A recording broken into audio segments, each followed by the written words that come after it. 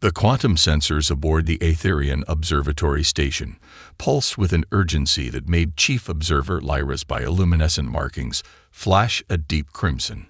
Her translucent fingers danced across the crystalline interface as she double-checked the readings, hoping she was wrong. She wasn't. "High Counselor," she transmitted, her thoughts carrying through the station's psychic network. "The long-range arrays have detected something troubling." High Counselor Ven materialized beside her in a shimmer of light, his normally serene azure glow dimmed with concern. The Aetherians had mastered technology that seemed like magic to most species: teleportation, psychic communication, energy manipulation. But they had never developed weapons. They had never needed to. Until now. "Show me," Ven commanded softly. His ethereal form seemed to ripple as the sensor data streamed directly into his consciousness. A vast fleet was approaching Aetherian space, not the elegant bioorganic ships of their trading partners, nor the crystalline vessels of their distant cousins. These were dark, angular things that seemed to devour the light around them. Ships of the Void Dominion. The Aetherians had heard rumors of the Dominion, a species that had evolved in the spaces between stars, feeding on radiation and conquering any civilization they encountered. Their biology made them immune to most conventional weapons, and their technology was built solely for war. "How many?" Ven asked, though he could see the answer in the data. 327 capital ships, Lyra responded, her voice trembling. "They'll reach our outer colonies in 15 cycles." The Aetherian civilization had flourished for millennia in their sector of space. Their mastery of light and energy had led to achievements that other species considered miraculous. They could restructure matter at the quantum level, heal almost any injury, and communicate instantly across vast distances, but they had never learned to destroy. Their bodies, evolved in the gentle light of binary stars, were more energy than matter. They could float through solid objects, absorb and redirect energy, and even manipulate time in small ways. But they were fragile. A strong gravitational field could disrupt their molecular structure. Intense radiation could scramble their consciousness. They were beings of peace because they had no other choice. "Send word to the outer worlds," Ven ordered. "Begin evacuations immediately. And contact the Council of Elders. We must consider all options." But as Lyra complied, she noticed something strange in the archived sensor logs. 6 cycles ago, a small ship had passed through their space. It was unremarkable except for one detail. Its hull was made of materials that should have been impossible.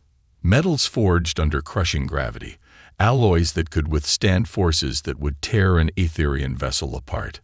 "High Counselor," she called out, "I believe I found something relevant. Are you familiar with designation Sol 3? Ven's form shimmered with interest.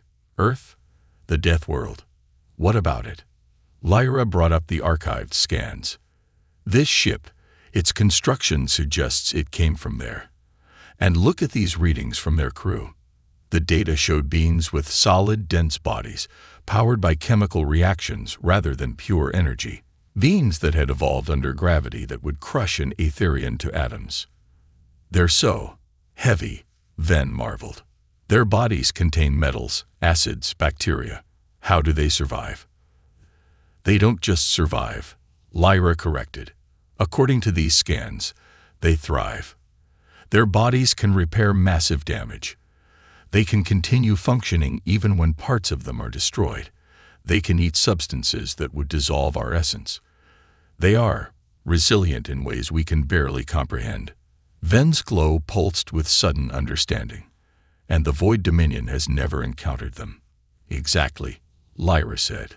"We've avoided contact with Earth because we feared them. Their gravity would kill us.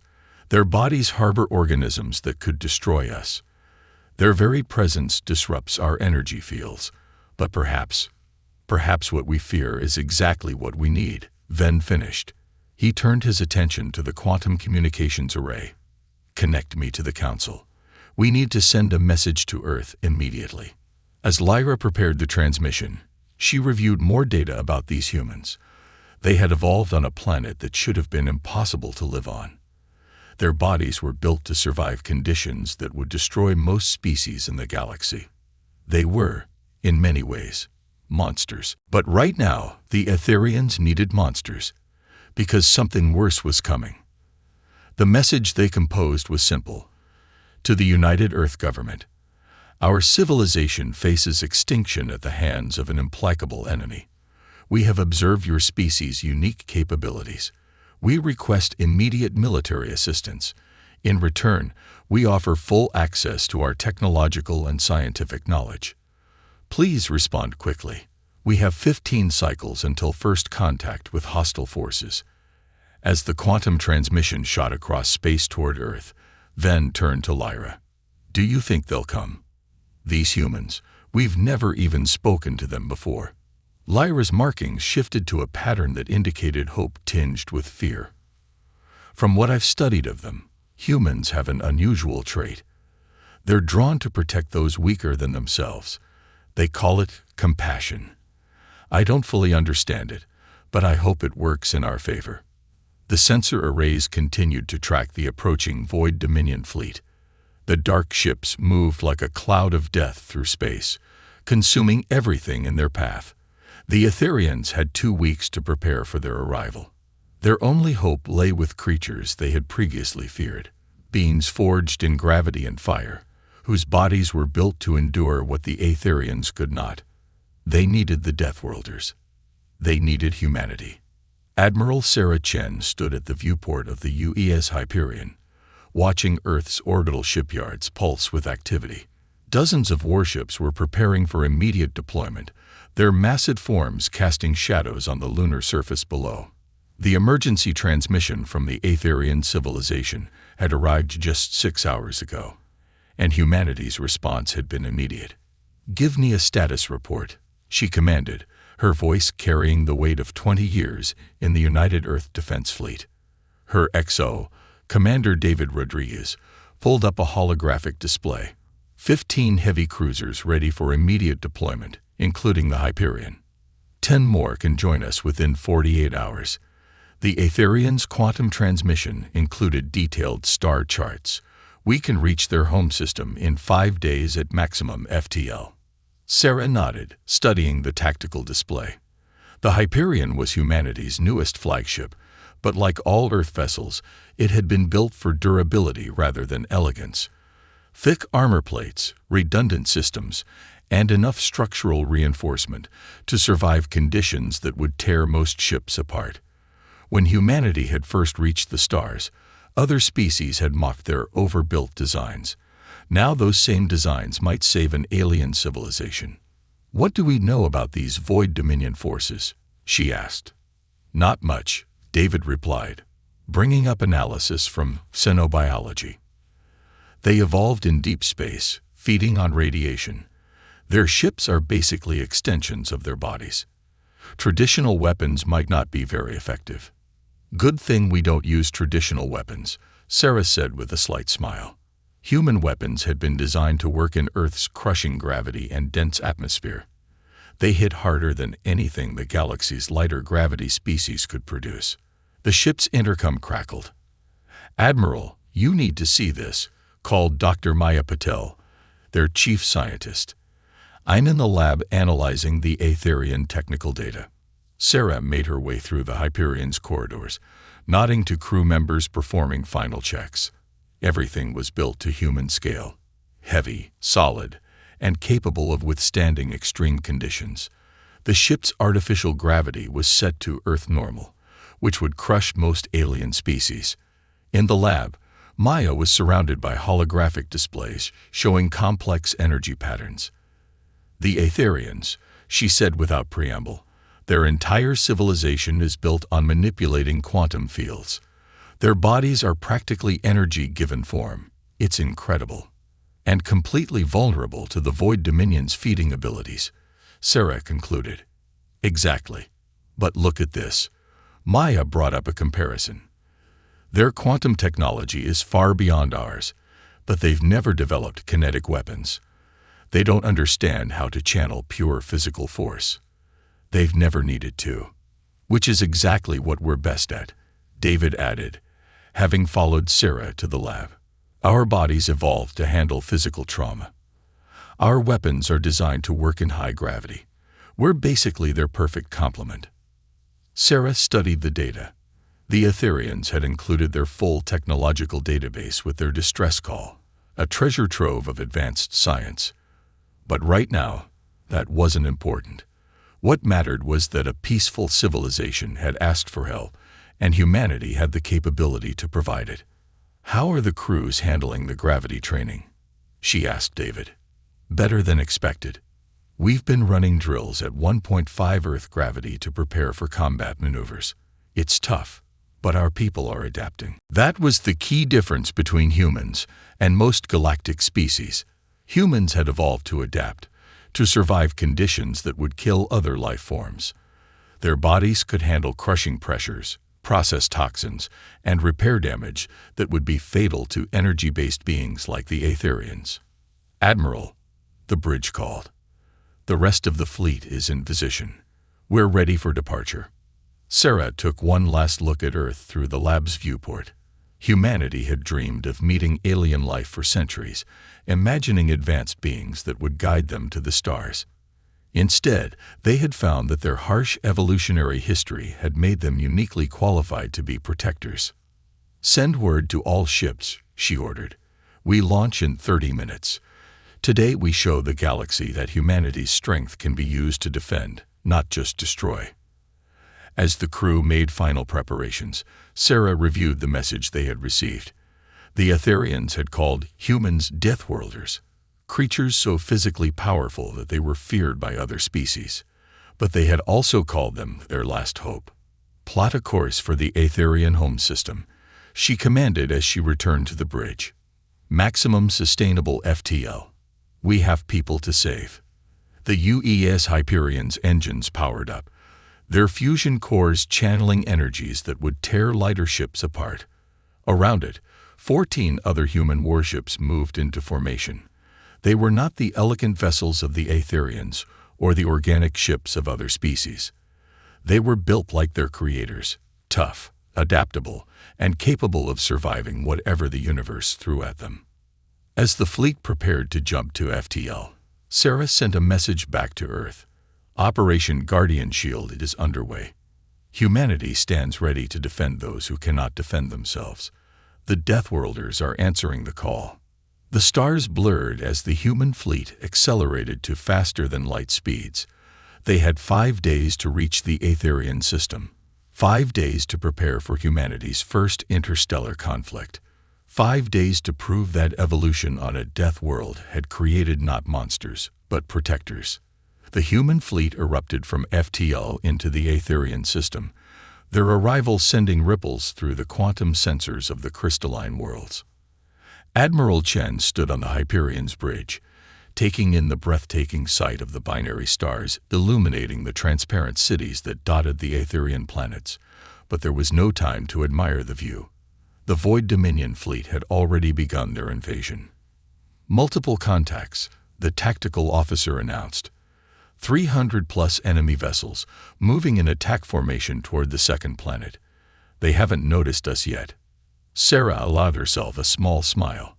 The Void Dominion had expected to find only the fragile Etherians. They were about to learn that the galaxy held far more dangerous creatures. "All ships, battle formation Delta," she commanded. "Activate kinetic barriers and charge main guns. Let's introduce ourselves." The human fleet moved with precision that would have been impossible for lighter gravity species. Their ships' inertial dampeners, designed for Earth's gravity, allowed them to pull maneuvers that would have torn other vessels apart. "Enemy fleet is detecting us," communications reported. "There, they appear to be confused by our energy signatures." "Open a channel," Sarah ordered. "Let's give them one chance to withdraw." The comm system crackled as she addressed the Void Dominion fleet. "This is Admiral Sarah Chen of the United Earth Defense Fleet. You are attacking a protected civilization. Withdraw immediately or face the consequences." The response came in the form of energy beams from the nearest Void Dominion ships.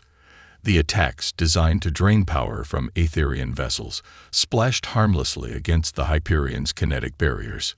"Well," Sarah said, "they've made their choice. All ships, weapons free. Show them what happens when you pick a fight with Deathworlders." The human fleet's response was devastating. Rail guns designed to function in Earth's gravity accelerated projectiles to speeds that turned them into metal streams of plasma. Laser arrays, built to penetrate Earth's thick atmosphere, cut through the Void Dominion's energy-absorbing hulls like they were paper. Direct hits on multiple targets, Tactical reported with satisfaction. Their armor can't handle kinetic impacts of this magnitude. The Void Dominion ships try to adapt, attempting to absorb the energy from human weapons, but they had evolved to feed on radiation and electrical energy. They had no defense against projectiles moving at relativistic speeds or armor-piercing rounds that could survive re-entry into Earth's atmosphere. On the Aetherian command station, High Counselor Ven watched in awe as the human fleet engaged the invaders. The Void Dominion ships, which had seemed so terrifying to the Aetherians, were being systematically torn apart by weapons of almost primitive design. "They're so physical," Lyra observed, her luminescent patterns shifting with a mixture of fear and fascination. "Their ships don't just fire energy. They throw pieces of metal so fast they turn into plasma." The battle transformed as the Void Dominion realized they faced a completely different kind of enemy. Their ships tried to cluster together, combining their energy-draining abilities. But the human fleet had trained for this, breaking into smaller groups and striking from multiple angles. "They're attempting to adapt their feeding techniques," Maya reported from the science station. "Trying to find a frequency that can penetrate our shields." "Let them try," Sarah replied. "Our shields were designed to handle solar flares and asteroid impacts. Energy absorption isn't going to cut it." The Hyperion shuddered as it took a direct hit from a Void Dominion capital ship. Damage reports flashed across screens, but the human vessel's redundant systems kicked in immediately. This was why Earth ships were built like tanks. They were designed to take hits that would destroy most vessels and keep fighting. "Return fire," Sarah ordered. "All forward batteries. Let's show them what Earth's gravity well taught us about kinetic energy." The Hyperion's main gun spoke, sending streams of hypervelocity rounds into the enemy vessel. The Void Dominion ship, adapted to absorb energy attacks, had no defense against solid projectiles moving at appreciable fractions of light speed. It broke apart in a spectacular display of secondary explosions. "Enemy fleet is attempting to regroup," Tactical reported. "They're falling back to their second line." Sarah watched the battle display with satisfaction. The Void Dominion had never faced an enemy that could match their physical resilience. They had never encountered creatures that evolved on a world with crushing gravity, dense atmosphere, and enough radiation to kill most species. "Launch fighters," she commanded. "Let's show them what else Deathworlders can do." Squadrons of human fighters poured from the larger ships. Unlike the energy-based vessels of most species, these were solid machines piloted by beings who could withstand high-G maneuvers. The Void Dominion's defenses, designed to counter energy weapons and radiation, were useless against pilots who trained in conditions that would kill most alien species. The battle spread across the Aetherian system, human ships protecting the crystalline worlds with devastating efficiency. Every tactic the Void Dominion had used to conquer other civilizations failed against these strange creatures who had evolved in conditions that should have been impossible to survive. "Admiral," communications called out. "We're receiving a transmission from the Aetherian High Council." They're cheering. Sarah allowed herself a moment of pride. Humanity had spent centuries fearing they would be seen as monsters by alien civilizations. Instead, they had become protectors, using their Deathworld adaptations to defend those who couldn't defend themselves. "Tell the Council we're just getting started," she replied. "The Void Dominion is about to learn why you don't pick fights with creatures who evolved on a planet that tries to kill them every day." The battle for the crystal worlds had begun, and humanity was proving that sometimes you needed monsters to fight monsters. But these monsters had honor, courage, and an unshakable determination to protect those who needed their help. Major Elena Torres watched from the dropship as the crystalline spires of the Aetherian capital glittered beneath her. The city was beautiful, delicate structures of transparent crystal that seemed to float in the pale light of binary stars. But scattered among that beauty were the dark shapes of Void Dominion landing craft, their organic forms like cancers in a perfect crystal garden. 2 minutes to landing, the pilot announced. Gravity reads at 0.4 Earth normal. Watch your steps out there, Marines. Elena checked her battle armor one last time. Like everything humans built, it was designed to function in Earth's crushing gravity. In the Aetherian world's lighter gravity, it would make them nearly unstoppable. Remember, she addressed her troops through the comm. The Aetherians are energy beings. They can't handle physical combat. Our job is to keep the Void Dominion away from their population centers. Use kinetic weapons only. Energy weapons might hurt the civilians we're here to protect. The dropship touched down in what had once been a peaceful garden. Now it was a battlefield. Void Dominion ground forces, writhing masses of dark energy given partial physical form, were attempting to breach the crystal walls of an Aetherian medical center. Marines, Elena commanded, show them what Earth gravity taught us about fighting. The humans burst from their dropship, moving with speed that seemed impossible to the watching Aetherians. In the lighter gravity, their Earth-evolved muscles and combat-enhanced reflexes let them cover ground in enormous bounds. The Void Dominion forces turned to face this new threat, expecting the same easy victory they'd had against other species. Instead, they met creatures whose bodies were dense with muscle and bone, whose armor was built to withstand pressures that would crush most alien ships. They're trying to drain our power supplies, Sergeant Jackson called out as the first wave of enemies approached. Switching to kinetic rounds. The Marines' weapons roared, firing projectiles that would have been considered overkill on Earth. Against the energy-based forms of the Void Dominion, they were devastatingly effective. Physical matter, accelerated by weapons designed for Earth's gravity, tore through their semi-solid bodies.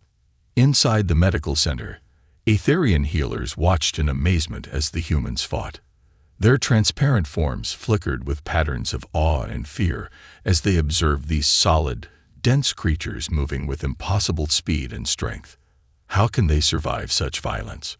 One healer asked, watching Elena lift a piece of fallen debris that would have taken 10 Aetherians to move.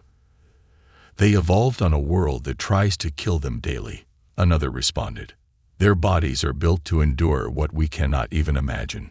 The battle intensified as more Void Dominion forces converged on their position. They had never encountered beings who could ignore their energy-draining attacks, who could function even when parts of their power systems were compromised.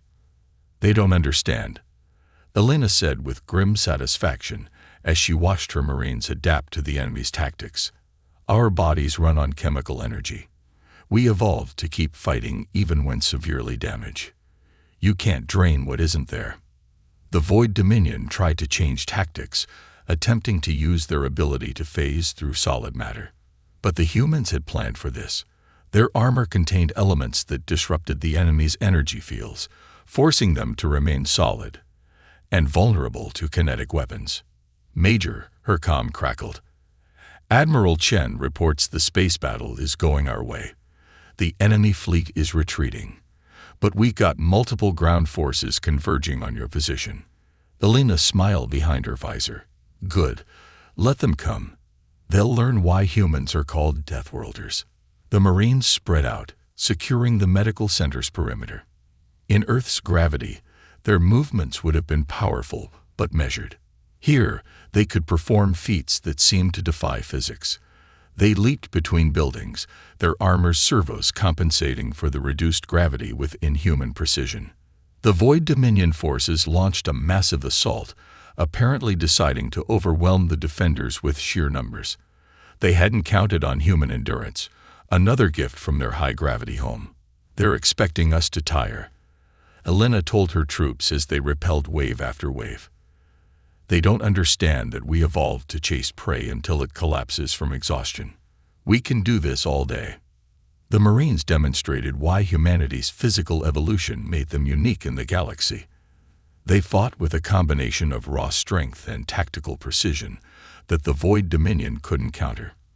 When their primary weapons ran low on ammunition, they switched to backup systems. When those were depleted, they engaged in hand-to-hand combat, their Earth-evolved muscles easily overwhelming enemies used to fighting energy-based life forms. Look at their cellular structure, an Aetherian scientist observed from the safety of the medical center. Their bodies are constantly repairing damage. They're adapting to our atmosphere, to the radiation from our suns. They're learning as they fight. That was humanity's greatest strength, not their raw power or their advanced weapons, but their ability to adapt. Every minute of combat taught them more about their enemy. Every engagement made them more effective. As the battle reached its peak, Alina received word that the Void Dominion's orbital forces had been completely routed by the human fleet. Without support from above, their ground forces began to lose cohesion. "They're retreating," Jackson reported, breaking into smaller groups, trying to reach their remaining ships. Elena watched the enemy forces flee from what they had discovered was a superior predator. Humanity had evolved as pursuit predators, and their bodies still carried that ancient programming. The Marines moved to cut off the enemy's escape routes, their enhanced strength and speed turning the retreat into a rout.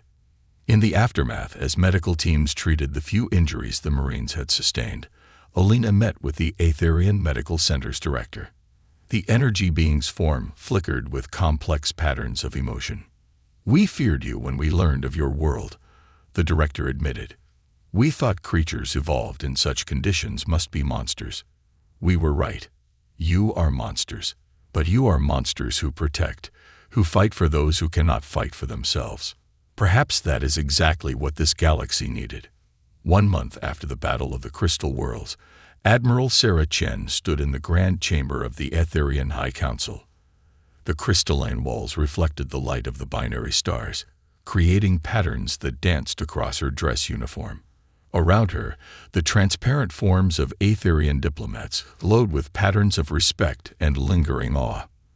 "The last Void Dominion forces have been driven from our sector of space," High Counselor Ven announced, his form shimmering with joy. "Thanks to humanity's intervention, our civilization survives. More than that, we have gained allies we never expected." Sarah watched as holographic displays showed the reconstruction efforts. Human engineering teams worked alongside Aetherian scientists, combining Earth's practical knowledge of physical construction with the Aetherians' mastery of energy manipulation. What had begun as a military intervention was becoming something more, a partnership between two radically different species. "We have learned much from each other," she responded. "Your quantum technology has already revolutionized our understanding of physics, and it seems our physical capabilities have given you new perspectives on defense." Indeed, the changes were already visible. New Aetherian structures incorporated physical barriers alongside their traditional energy fields. They had learned from humanity that sometimes the simplest solutions were the most effective. In orbit, a joint space station was under construction. Its design reflected both civilizations. Crystalline quantum processors housed within hull plates that could withstand meteor impacts. Human crews worked in sections with Earth normal gravity, while Aetherian spaces utilized their natural near-weightless environment. "The Void Dominion's defeat has changed the balance of power in this sector," Ven continued. "Other species are reaching out to us, and to Earth. They see now that physical evolution on a high-gravity world created not monsters, but protectors." Maya Patel, who had been invited to the council session as Earth's chief xenoscientist, pulled up data on her tablet. "The combination of our technologies has opened up incredible possibilities. Your quantum healing techniques, adapted for human biology, could revolutionize our medicine. And our experience with physical engineering is helping you develop defenses that don't rely solely on energy manipulation." That perhaps the most profound changes were cultural. In the medical center that had been defended by Alina's Marines, Etherian healers now worked alongside human doctors. They had discovered that their different approaches to medicine, the Etherians' manipulation of energy fields, and humanity's understanding of physical biology, complemented each other perfectly. Major Torres reports that the joint training exercises are proceeding well. Sarah told the council, "Your people are learning to use their energy manipulation abilities in ways you never considered, while our troops are gaining understanding of quantum mechanics that we never thought possible." The council chamber's displays showed scenes from across the Etherian worlds. Human children, visiting with their parents, played carefully with young Etherians, learning early that difference didn't mean division. Etherian scientists studied human martial arts, fascinated by how beings of solid matter had developed such precise control over their dense forms. "When we first detected your species," one council member admitted, "their glow pulsing with remembered fear. We saw only the danger. Your gravity would crush us. Your bodies harbor organisms that could destroy us. Your very presence disrupts our energy fields. We called you Deathworlders, and feared what contact with you might mean." "And now?" Sarah asked, genuinely curious. "Now we understand that evolution on a death world created beings of extraordinary capability. Not just physical strength, but adaptability, determination, and most surprisingly, compassion. You are indeed monsters by our physical standards, but you are monsters who choose to protect rather than destroy." The meeting concluded with the signing of a formal alliance. The Etherian quantum technology would help humanity reach further into space, while Earth's military would ensure that threats like the Void Dominion never again threatened the Crystal Worlds. As Sarah prepared to return to the Hyperion, she met with Elena one last time. The Major was overseeing the training of a joint defense force, teaching Etherians to coordinate their energy manipulation with human kinetic strategies. "They're starting to understand us better," Elena said, watching an Etherian manipulate energy fields to amplify the effect of a Marine's kinetic weapons. "And we're learning that being physically solid doesn't make us limited, it just gives us different opportunities." Sarah nodded, remembering how the Etherians had first reacted to humans, with fear of their dense bodies, their physical strength, their biological complexity. Now those same traits were seen as assets, complementing the Etherians' own capabilities. "Humanity spent centuries wondering if we'd be seen as monsters when we reached the stars," Sarah mused. "We never considered that being monsters might be exactly what the galaxy needed." As her shuttle departed for the Hyperion, Sarah watched the crystalline cities glitter below. The Etherians had called humans Deathworlders, believing that evolution on such a harsh planet must create something terrible. They had been right, in a way. Humanity's harsh evolution had created beings of incredible physical power, but they had learned what many would eventually discover, that humanity's greatest strength wasn't their dense muscles or their resilient bodies. It was their ability to adapt, to learn, to use their power not for conquest, but for protection. They were indeed monsters, forged in gravity and pressure and radiation. But they were monsters who had chosen to be heroes. The legacy of the Deathworlders would echo through the galaxy, not as conquerors or destroyers, but as guardians. They had proven that sometimes the most dangerous beings could also be the most dedicated protectors. The galaxy would never be the same, and that was exactly what it needed.